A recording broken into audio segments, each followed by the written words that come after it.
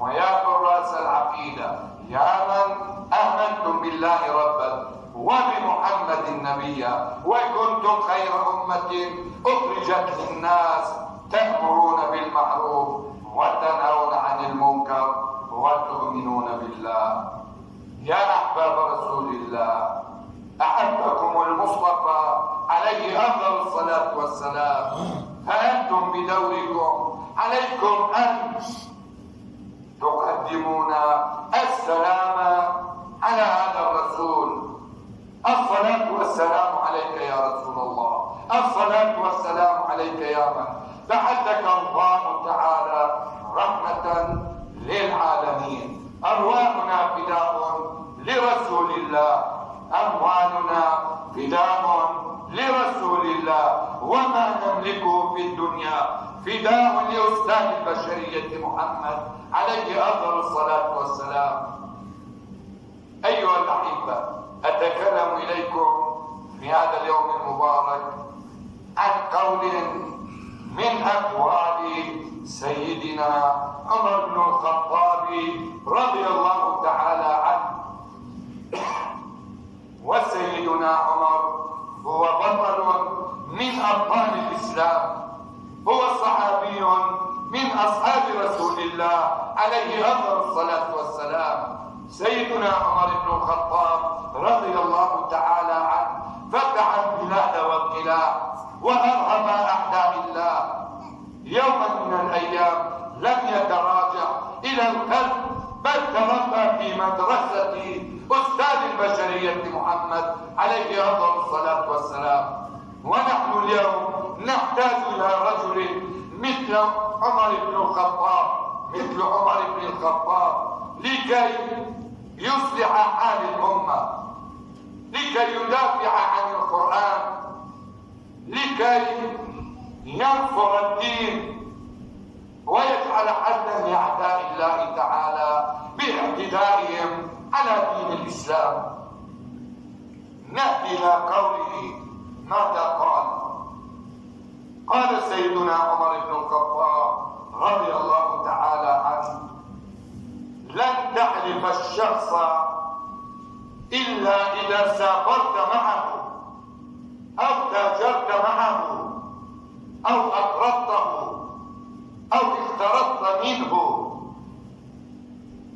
لا يغرنك دندنته بالقرآن ولا إطالته بالسجود. هذا قول رائع، كلام خرج من فم يحب الله تعالى ويحب القرآن ويحب الرسول عليه الصلاة والسلام. روحي فداء لسيدنا عمر بن الخطاب رضي الله تعالى عنه. الله ربنا، محمد نبينا، الإسلام ديننا، الكعبة قبلتنا، والمسلمون إخواننا، والمسلمات أخواتنا. من أراد ناصرا فليقل يا الله، ومن أراد الصحة فليقل يا الله، ومن أراد العزة والنصر والجهاد فليقل يا الله يا الله. نأتي إلى قول سيدنا عمر بن الخطاب رضي الله تعالى عنه. ماذا قال؟ لن تعرف الشخص إلا إذا سافرت معه. أثناء السفر تحتاج إلى هذا الإنسان. هل يسعفك؟ تقل مالك وتحتاج إلى الطعام وتحتاج إلى المساعدة لأنك وحيد في السفر. تحتاج إلى إنسان وفي، وهذا الإنسان عندما تحتاج إليه لو وقف معك وأسعفك ولبى طلباتك، هذا إنسان رائع ومجتهد وإنسان مسلم محمدي. هذا في السفر تعرفه، ولكن في الرخاء تتعامل معه لا تعرف معدن هذا الإنسان إلا في السفر. عندما تحتاج إليه تعرف من هو هذا الإنسان وما هو معدن هذا الإنسان. إلا إذا سافرت معه أو تاجرت معه، أنت تتعامل مع هذا الإنسان بالتجارة، يوم من الأيام قلت له نقودي قليلة أخذ البضاعة منك، إذا رضي هذا إنسان محترم وجيد، ولكن إذا لم يرضى هذا إنسان خائن. تعرف بالتجارة أي إنما تشاركه في المال، هل يخونك أيها الإنسان أو يخونك أيها الإنسان؟ تشارك معه في مالك، في متاعك، في تجارتك، في محلك، في البيع والشراء، تتعامل مع هذا الإنسان. هل هو إنسان خائن أم هو إنسان يحبك كما يحب نفسه؟ يقول عليه الصلاة والسلام لا يؤمن أحدكم حتى يحب لأخيه ما يحبه لنفسه. عليك أن تحب لأخيك المسلم المحمدي ما تحبه لنفسك من المال والعزة والشرف والكلام الطيب.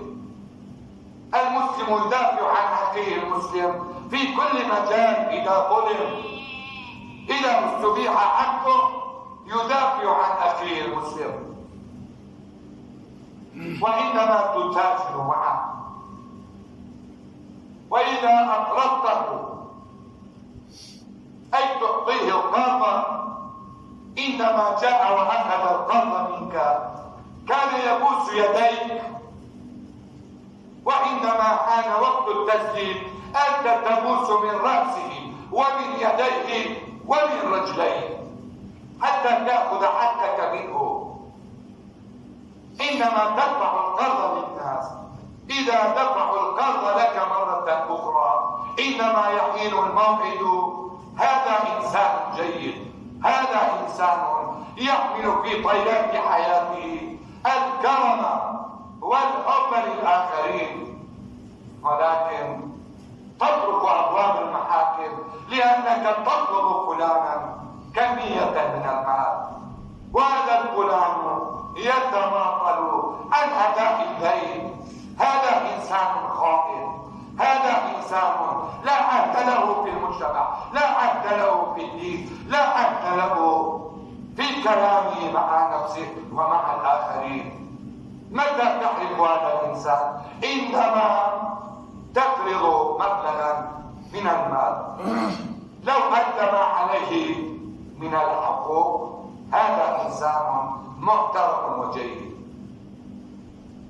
وإذا اقترضت منه أي إذا أخذت الدين منه، أنت في بعض الأحيان أيها الإنسان صح أنك تعمل وتتاجر وتتعب في العمل، ولكن تحتاج إلى المال. في بعض الأحيان تريد أن تداوي مريضك، تريد أن تسعف نفسك، تحتاج إلى القرض. قلت للشخص أريد منك قرضا، لو أعطاك هذا إنسان محترم ووفي في المجتمع، ولكن لو طردك هذا لا عهد ولا ذمة له. وأكثر الناس يحتاجون إلى القرض. أستاذ البشرية محمد عليه أفضل الصلاة والسلام ما معنى الحديث؟ القرض عظيم، الذي يقرض الناس هو محبوب عند الله تعالى. لماذا تبخلون على الناس؟ تحتاج إلى المال، طلبت منك كمية من المال، لا تقل لي لا عندي، بل عندك مال ولكنك بخيل، ولكنك لا تسعف الناس. إنما تطلب القرض من الآخرين. لو أسعفوك هؤلاء يحملون في حياتهم الود والوفاء، وإذا قرضوا هؤلاء لا يفهمون من الحياة ولو قيد أنبلة أي مثقال ذرة. وفي نهاية القول يقول سيدنا عمر رضي الله تعالى عنه، وسيدنا عمر بن الخطاب كله علم وكله معرفة، لا يغرنك دندنته بالقرآن وإطالته السجود. في بعض الأحيان نشاهد الإنسان يصلي ويصوم، ولكن عندما تخرج منه القرة يطردك. إنما تسافر معه لا يستجيب لطلباتك، إنما تتاجر معه يقول كأيها الإنسان. هناك أناس يصلون في الصف الأول، هناك أناس يحملون القرآن ويقرأون القرآن دائما، ولكن نياتهم لم تكن نظيفة. لا يغرنك دندنته، أي لا يغرنك تنظر إليه هذا إنسان محترم يصلي ويتكلم بالطب بين الناس، كلامه طيب، سمعته جيدة، ولكنه بخيل، ولكنه لا يسعف الناس، ولكنه عندما تطلب الدين منه يطردك أمام الناس ولا يبالي ولا يستحي. وإطالته للسجود، يسجد دائما، يركع دائما، يصلي دائما. هذا إنسان لا عهد له، هذا إنسان خائن بحق نفسه وبحق الآخرين. في بعض الأحيان نرى إنسانا يصلي في الصف الأول ولكنه يؤذي جاره، ولكنه يؤذي الآخرين بلسانه، بجوارحه، بيديه، بأفعاله. إنما يكتب التقارير على الناس، إنما يفتري على الناس، إنما يحسد الناس. هذا إنسان جاهل في المجتمع، حاشاكم الله. نكتفي بهذا القدر. أرجو الله تعالى أن يوفقنا ويسدد خطانا ويجعلنا كالأوائل في توادهم وفي تراحمهم وفي تعاطفهم. آمين آمين. وصلى الله على سيدنا الطاهر. وبعد أعوذ بالله من الشيطان الرجيم. بسم الله الرحمن الرحيم. وقل رب اغفر وارحم وأنت خير الراحمين. آمين. اللهم يا مجيب السائلين وقابل التوبة من التائبين، وفقنا لما تحب وترضى به من القول والعمل. اللهم آمين يا رب العالمين.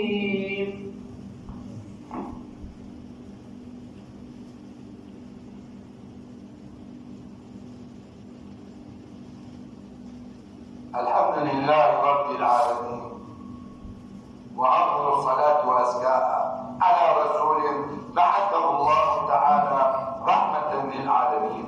أيها الأحبة، مسألتنا الفقهية لهذه الجمعة المباركة. أولا، امرأة توضأت لكي تقرأ القرآن، ولكن أثناء قراءتها للقرآن شعرها مكشوف. هل يجوز هذا؟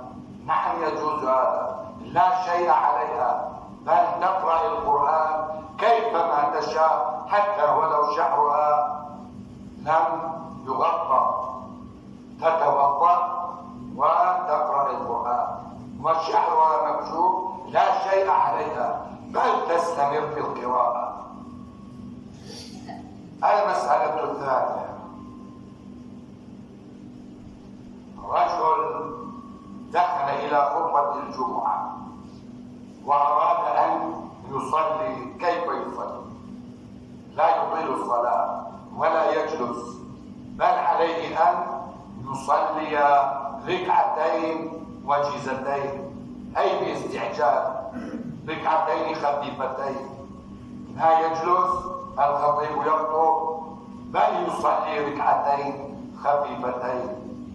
والمسألة الثالثة، هل توجد هناك صلاة الشكر؟ لا توجد صلاة للشكر، بل عندما تفرح بأمر ما تسجد لله تعالى. هذا نسميه في شرع الإسلام سجود الشكر. تسجد لله تعالى وأنت مطمئن، بل بسجودك تقول يا رب وتعبر عن نفسك أنك راض على حكم الله، على هذا الشيء الذي نلته من الله تعالى. اللهم لا تدع لنا ذنبا في هذا اليوم العظيم إلا غفرته، ولا مريضا إلا شافيته.